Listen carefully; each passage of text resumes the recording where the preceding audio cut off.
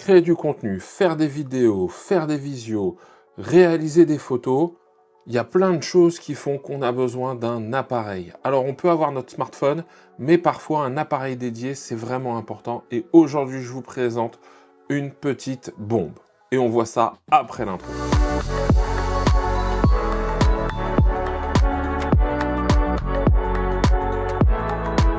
Bonjour et bienvenue sur la chaîne Les Tests de Cyril. Ici on parle de tech, audio, photo, vidéo, d'Apple aussi. Et aujourd'hui on va mixer entre photo, plus vidéo quand même, mais aussi de la visio, création de contenu. Vous l'aurez compris, vraiment un truc très large. Et aujourd'hui je suis très heureux de vous présenter un nouveau produit. Un produit Sony, mais pas n'importe lequel, le ZVE10 Mark II. Là, au moment où je vous parle, c'est le Sony ZVE10 Mark I qui me filme. Il est là depuis 4 ans et je vous l'avais présenté à ce moment-là. Je voulais vous faire un retour dessus, mais je ne l'ai jamais vraiment fait. Et aujourd'hui, je peux me rendre compte d'une chose, c'est que créer du contenu, que ce soit pour soi, que ce soit pour les autres, pour les réseaux, pour YouTube, ou pour montrer son travail, ou en tout cas dans plein de circonstances, eh bien, c'est important. Et donc, on cherche parfois à s'équiper. Et franchement, je le dis, le ZVE10, eh bien, il est hyper polyvalent. Encore une fois, moi, le Mark I, ça fait 4 ans. Il a quasiment shooté toutes les vidéos de la chaîne. Et je me suis posé la question, quand le Mark II est sorti, si je devais le prendre. Alors, pourquoi je l'ai pris? Parce que avoir une première caméra, c'est bien. En avoir deux, c'est mieux. Alors, au-delà de ça, je vais rentrer dans le détail. Parce qu'aujourd'hui, toutes mes b-roll et mes top shots sont faits avec mon iPhone. C'est très bien, hein, ça filme super bien l'iPhone. Mais encore une fois, il y a des choses qu'on n'arrive pas à avoir ou pas de la même façon. Cette vidéo va être une présentation du Sony ZVE10 Mark II. Il va y avoir très peu de tests là-dedans, je préfère vous le dire tout de suite, on va parler des spécifications. Il va y avoir quelques séquences que je vais prendre avec pour vous donner une ordre d'idée, voir un peu la qualité d'image, voir également comment il capte le son, mais il y aura un test plus poussé et surtout un comparatif avec le Mark I plus tard dans une autre vidéo, quand je l'aurai bien pris en main également. Alors maintenant, pourquoi upgrade entre le Mark I et le Mark II? Parce que le Mark II apporte quand même son lot de changements. Je vais parler rapidement des spécifications. Déjà, la 4K. La 4K, elle est en 30 images par seconde maximum sur le ZVE10 Mark I. Sur la deuxième version, elle monte à 60 images par seconde. C'est pas extraordinaire, mais pour faire des petits ralentis, ça peut aider quand même. Ensuite, le mode webcam qui sert aussi en streaming. Eh bien, il faut savoir que moi, quand je fais par exemple des lives sur la chaîne YouTube, ils sont en 720p qui rentrent dans mon ordinateur. Après, c'est upscale en 1080, mais donc, c'est pas génial. Là, avec le Sony ZVE10 Mark II, on va avoir une sortie en USB-C en 4K. Alors, je pouvais faire sortir ma 4K directement de mon Mark I, mais le problème c'est qu'en utilisant le Camlink d'Elgato, eh bien j'avais des micro-saccades, et moi ça m'énervait. Et donc ça c'est le deuxième point qui était important pour moi. Ensuite, il y a le contenu vertical. Vous l'avez peut-être remarqué, je mets un peu plus de shorts en ce moment sur la chaîne. Moi encore une fois, je sais que c'est pour le développement de la chaîne, mais avoir votre avis c'est aussi important. Autre point, c'est quand on veut aller un peu plus loin. Celui-là, il y a plus de débit dans les images, donc plus d'informations. On a du 4:2 10 bits, ça c'est si on veut toucher la colorimétrie. Je le fais pas, d'accord? Aujourd'hui, je le fais pas, je tourne avec quelque chose de standardisé, mais ça fait partie des choses qui pourraient peut-être m'intéresser. Et puis après, il y a des modes un peu ciné, etc., etc. Donc voilà les principales raisons qui m'ont fait passer du Mark I au Mark II. Alors, est-ce que je vais donc arrêter ou revendre mon Mark I? Non, pas du tout. Et d'ailleurs, il y aura une vidéo de comparaison entre le Mark I et le Mark II, parce que je pense que les deux peuvent satisfaire des personnes différentes, des besoins différents. Donc, j'en parlerai dans une deuxième vidéo de comparaison. Là, aujourd'hui, c'est vraiment une vidéo de présentation du Sony ZVE10 Mark II. Alors, on perd pas de temps et on déballe l'appareil tout de suite. Alors, voilà comment ça se présente. C'est assez sommaire. Hop, toute la partie documentation. Petite Dragon Sony, bon, que moi, je mets jamais, hein, je vais être très clair avec vous. L'appareil photo en lui-même, directement. Alors, moi, j'ai pris le kit avec l'objectif 16-50. Je vous expliquerai pourquoi, parce que j'ai quand même le 16-50 sur mon Sony Mark I, mais je vais vous dire pourquoi je l'ai pris aussi ici, et vous allez voir que la raison, elle est assez simple. On va regarder ça juste après. Ça, je vous le montre, la petite bonnette anti-vent, et une batterie.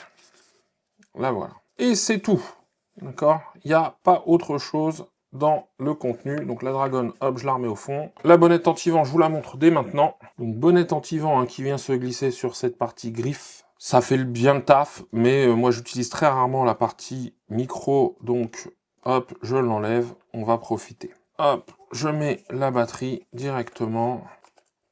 Alors, je comprends toujours pas pourquoi Sony livre le ZVE10, je sais pas si vous aussi, pourquoi c'est pas livré comme ça. Il est toujours livré écran retourné, alors je suppose qu'ils ont confiance dans ce qu'ils ont mis, qu'il n'y a rien qui va rayer, mais c'est quand même dommage. Donc, écran orientable, ça c'est vraiment obligatoire aujourd'hui, surtout quand on se filme seul, parce que tout de suite on peut faire un truc, hop, comme ça, et donc là on se voit en retour caméra, faut pas être trop loin parce que l'écran n'est pas très grand, mais en tout cas, ça fonctionne bien. Il y a des petites différences avec le Mark 1, je le dis, ne serait-ce que dans la partie, je sais pas si vous verrez à la caméra, mais la partie matériaux ici, c'est très léger, vous savez, mais c'est pas tout lisse. Sur le Mark 1, c'était tout lisse. La taille est vraiment très compacte, alors pour ceux qui ont des grandes mains, etc., c'est un peu ennuyeux. Là, vous allez voir ici, le grip est meilleur que sur le Mark 1. Comme il y a une nouvelle batterie, c'est la batterie NPF-Z100. Ce qui est bien, c'est que c'est une batterie qui apporte énormément plus d'autonomie. Et donc, ce qui est bien, c'est qu'on retrouve ça sur les boîtiers un peu plus grands de la marque. C'est cool parce que si vous avez des modèles supérieurs et que vous prenez ça, par exemple, en caméra B, vous avez les mêmes batteries pour tout le monde. Vous n'avez plus à vous embêter. Sur le Mark 1, c'est ce qu'on pouvait un peu reprocher. Et je parle bien évidemment de l'objectif. Donc, l'objectif 1650 OSS2, eh bien, donc stabilisé. 3, 5, 5, 6 en ouverture, donc on va me dire, mais pourquoi tu avais déjà le premier? Parce qu'ils l'ont revu et donc ils ont amélioré un peu la stabilisation. Et en plus, en termes de prix, en termes de prix, c'est 100 € de plus quand on le prend en kit. Alors que l'objectif tout seul, il se vend plutôt aux alentours des 250, 300 €. Donc forcément, 150 à 200 € de remise sur l'objectif, je me suis dit, je vais pas me priver. Une amélioration, et puis on sait jamais, s'il y a un objectif qui casse, etc. À ce prix-là, j'aurais pas trouvé mieux pour avoir un objectif de rechange. Alors on continue, dans les spécifications, c'est un 26 mégapixels, c'est un capteur APS-C, c'est le même que sur la 6700 et la FX30, donc c'est quand même pas mal. C'est le modèle ZV, ça vous le voyez là quand je vous le montre, il n'y a pas d'œilleton, c'est pas comme les autres ont des œilletons. La gamme ZV elle est plutôt prévue pour le vlog. Bon très concrètement non, on peut faire plein d'autres choses que juste vlogger avec. Donc voilà, j'en ai fait le tour à peu près de tout ce qu'il y avait à regarder, de tout ce qu'il y avait à voir dessus. C'est un très bel objet comme d'habitude, très compact encore une fois, vous voyez ça c'est tout petit, ça s'emmène partout. C'est vraiment sympa. Maintenant on va le mettre en route. On va regarder parce qu'il y a pas mal de choses à dire dessus. Et donc, c'est parti. Alors, nous voici avec le ZVE10, premier démarrage. C'est plus la même configuration de bouton. Ça, il faut le savoir aussi. Pour le démarrer, hop, voilà. Là, vous avez vu, il y a la partie ici. C'était plus la même chose. Avant, c'était comme l'interrupteur ici, un peu plus haut avec on-off. Changer les modes comme ici. Avant, c'était un bouton sur lequel il fallait appuyer. Là, ça devient un interrupteur. Donc il y a quand même des petits changements. Certains se plaignent que cette molette ici, pour le zoom, quand on le prend et qu'on ne fait pas attention, ça peut faire jouer le zoom.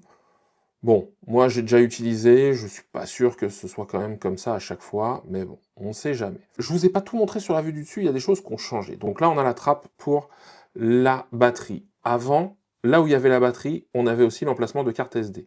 Là tout a été mis ici, d'accord? Donc ici, hop, j'ai l'emplacement pour la carte SD. Ici, j'ai de quoi brancher mon micro et l'USB-C. Et ici, j'ai une sortie casque et un micro HDMI. Alors, c'est du micro HDMI, mais vu la taille du boîtier, écoutez, je peux pas trop lui en demander, je pense. Donc, on le met en route pour le premier démarrage. Hop, c'est parti. Il me dit de me connecter à l'App Creator. C'est une application qu'il y a pour le ZVE10 Mark II et plein d'autres modèles, mais pas pour le Mark 1, faut le savoir. Et donc là, ce qui est génial, c'est que là, vous voyez, hop, voilà, vous me voyez. Voilà, je suis là. Donc déjà, il y a un truc, et la réactivité est pas mal. C'est assez fluide. J'ai toutes les infos sur l'appareil. Donc ça aussi, c'est chouette. Je peux faire le réglage de la vitesse, de l'ouverture, des ISO, etc., etc. Lancer, bien évidemment.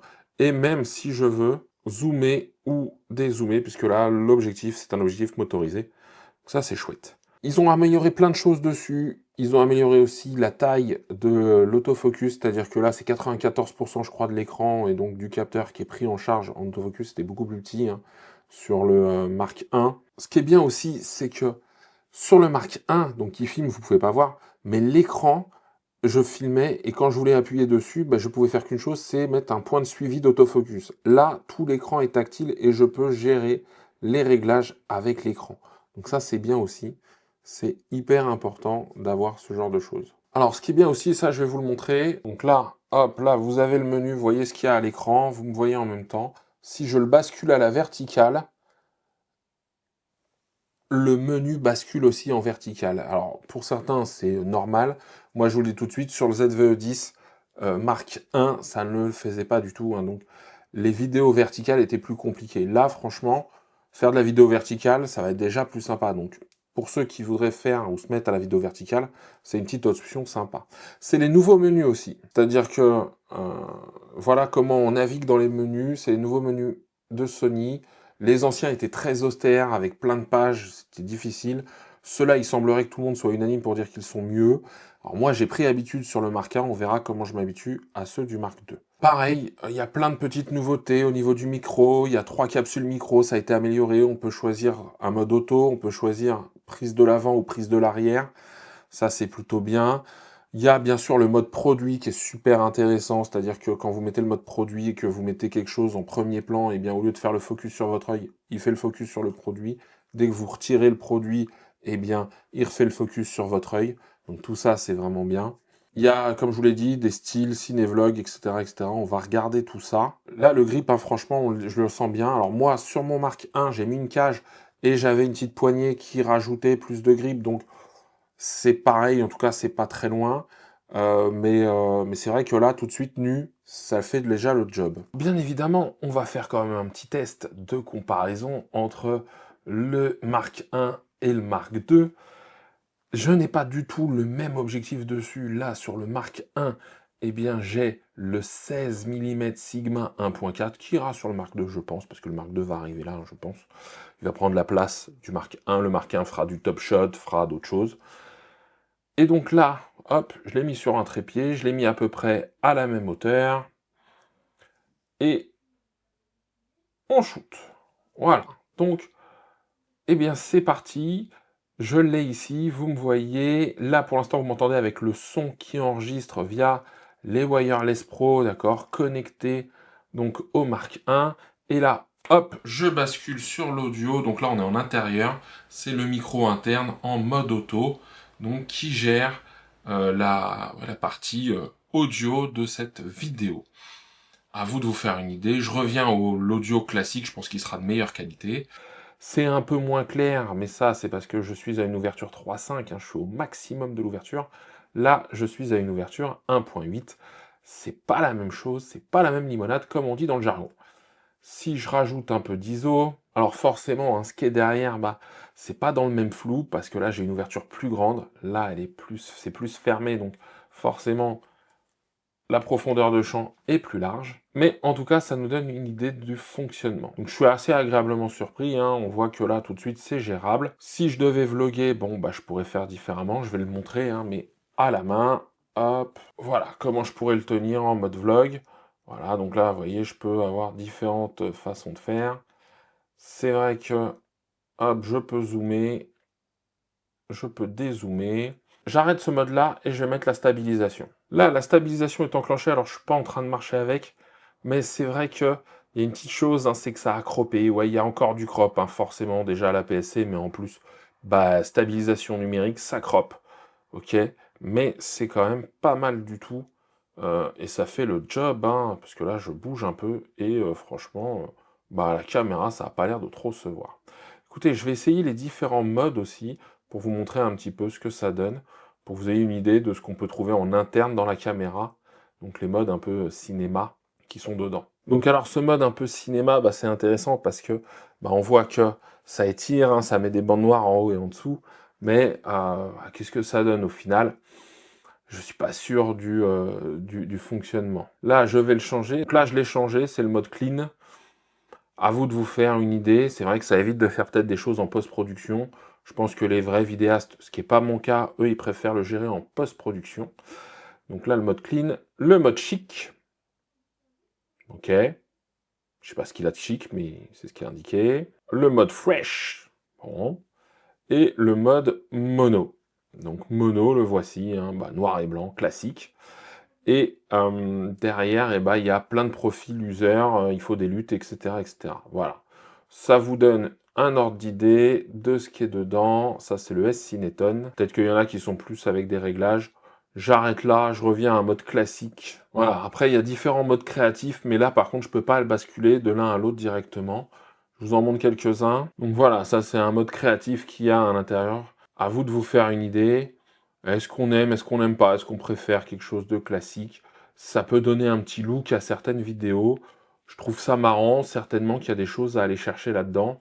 Mais bon, la plupart, on fera ça derrière avec des plugins, des filtres sur notre logiciel de montage. Là, j'ai mis un autre look encore. Donc, apparence créative, c'est juste pour se donner un ordre d'idée. Et tout ça combiné, ça fait une grande variété dans les choix. Après, c'est à vous de voir ce que vous préférez. Alors, on arrive à la fin de cette vidéo sur le Sony ZV-10 Mark II.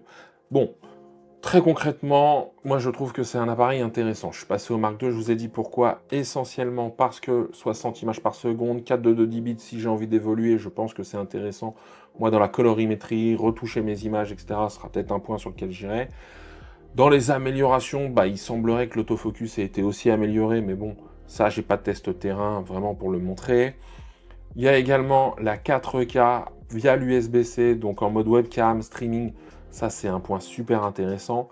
Les looks cinéma, machin, etc., la partie créative, moi, elle m'intéresse moins. L'audio est amélioré, peut-être. Ça, on le verra dans le test comparatif. Mais en tout cas, pourquoi je vous le présente? Parce que il n'y a pas beaucoup d'équivalents aujourd'hui sur le marché. J'espère que ça va être un appareil qui va fonctionner comme mon ZV-10 Mark I. C'est-à-dire que moi, ça fait 4 ans. Il est utilisé tous les jours pendant des heures. Ça, c'est vrai, hein, c'est véridique. Je l'utilise pour mes visios, pour tout.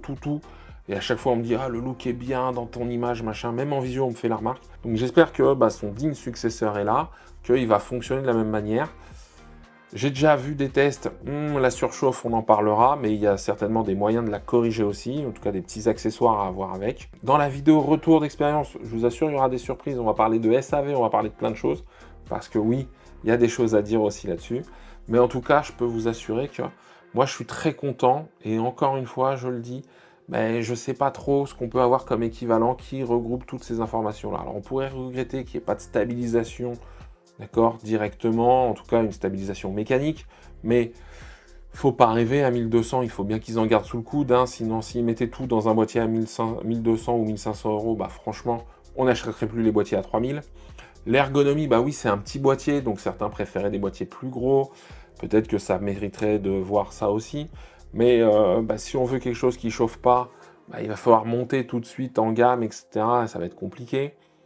J'aurais bien aimé qu'il fasse du 120 images par seconde, non, il n'en fait pas. C'est quand même une image 4K fait à partir de 6K, donc là, il y a de la quantité de pixels comme il faut.